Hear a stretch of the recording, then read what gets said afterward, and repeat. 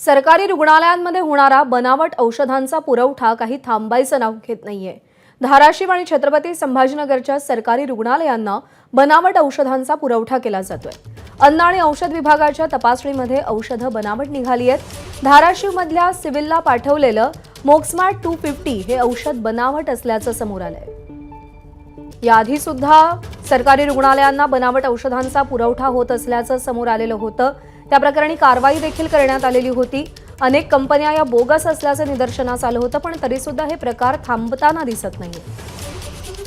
कृष्णा केंडे आपले प्रतिनिधी सध्या आपल्यासोबत आहेत। कृष्णा, राज्यातल्या रुग्णांच्या जीवाशी खेळच सुरू आहे अजूनही, कारण का अजूनही बनावट औषधांचा पुरवठा होतोय। ही सगळी बाब उघडकीस कशी आली?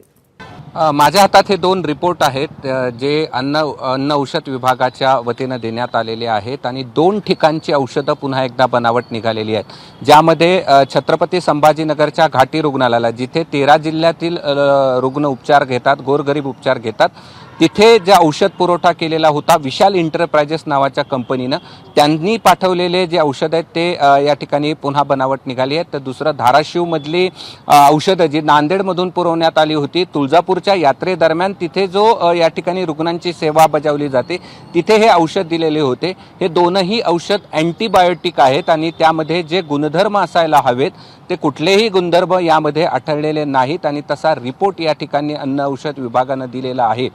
एवढंच नाही तर आणखीन एक प्रकरण समोर आलंय, ते जालन्यामधून समोर आलेलं आहे। त्यात जालना तालुका पोलीस स्थानकात गुन्हा दाखल झालेला आहे। हे जे औषध आहे ते आयुर्वेदिक आहे, मात्र आयुर्वेदिक औषधीमध्ये ॲलोपॅथिक गुणधर्म सापडलेले आहेत आणि त्यामुळे ते देखील बनावट असल्याचं समोर आलेलं आहे। त्यामुळे मराठवाड्यातल्या 3 जिल्ह्यांना मध्ये औषधं बनावट आढळल्याचं समोर आलं। एक घाटी रुग्णालयाला पाठवलेली, दुसरी आयुर्वेदिक औषधं जी होती ती जालन्यामध्ये या ठिकाणी आहेत आणि तिसरी धाराशिवमध्ये तुळजापूरच्या वेळेस पाठवलेली औषधं ही बनावट निघाल्याचं समोर आलेलं आहे। वारंवार जया एंटरप्राइजेस आणि विशाल एंटरप्राइजेस या दोन ज्या औषध पुरवठा कंपन्या आहेत त्यातनं हे औषधं पुरवठा झाल्याचं समोर आलेलं आहे आणि पुन्हा एकदा औषधं बनावट निघण्याचा सिलसिला सुरूच आहे आणि तपासणी अंती प्रयोगशाळेच्या तपासणी अंती हे औषधं बनावट असल्याचं पुन्हा एकदा समोर आलेलं आहे। प्रज्ञा।